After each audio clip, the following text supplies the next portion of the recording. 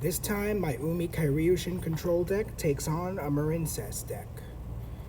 My deck tends to struggle against other water decks because all of my floodgate abilities don't mean much when my opponent is also playing water.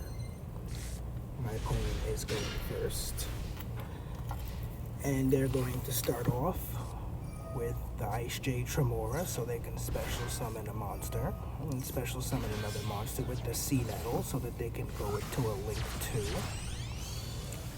The Coral Anemone will bring back a monster so they can continue to Link climb into bigger monsters.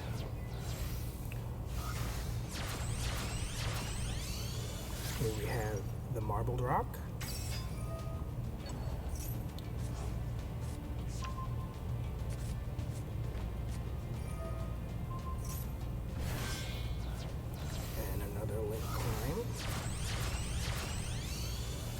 Into the Aqua Argonaut.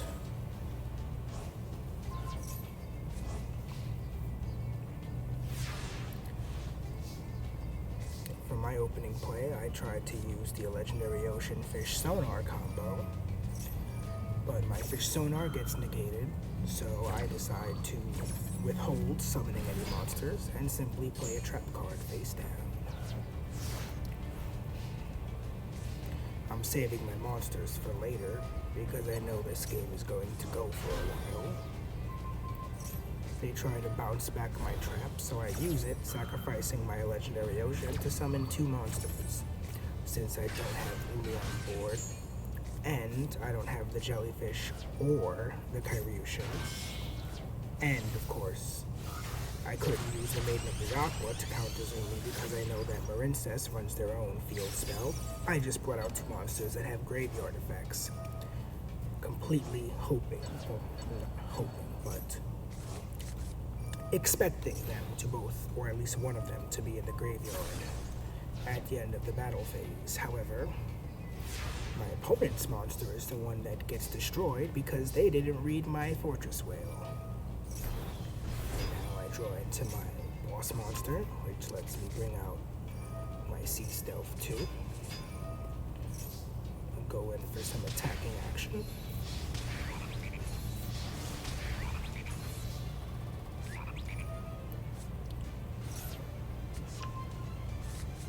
Put the legendary Ocean Searcher in the graveyard so that Yorishiro can bring it back so I can Link summon my own monster.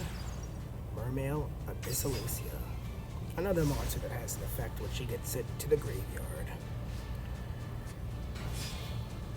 But my opponent never attacks into her this duel, so I don't get to use that effect. But she does beef up both of my monsters by 500.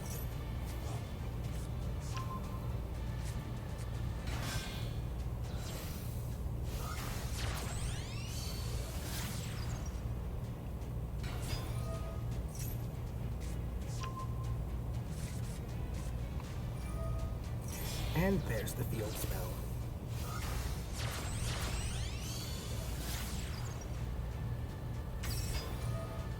More Link climbing and comboing off from the Marincess player.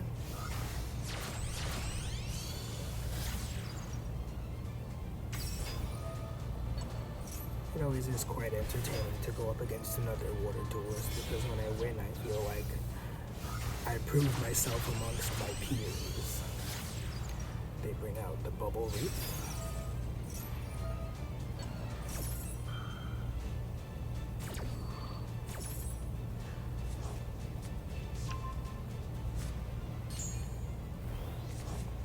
They beef up their monster. They stop my whale from destroying their monster this time.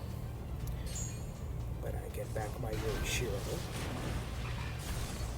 And by destroying the whale, they bring out the General Ryo of the Ice Barrier. A monster that tends to make life very difficult for my opponents.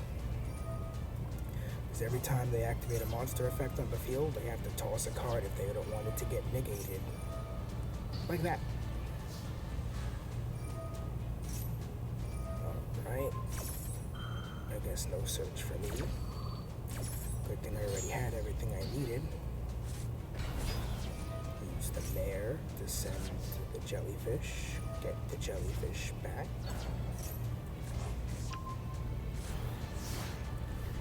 As soon as my opponent begins their turn, I pop up the Sea Stealth attack. They go to battle phase. I use the Sea Stealth 2 and the Sea Stealth attack to not only protect my spells and traps, but the Yorishiro, and they didn't read Sea Stealth attack because they attacked into my high-level water monsters, which auto-destroys any monster who is foolhardy enough to do that. And this is pretty much the climax of this Battle of the Blues. Everyone can attack directly, get another Sea Stealth attack just for good measure, and good game, Marincess. But I rule the sea.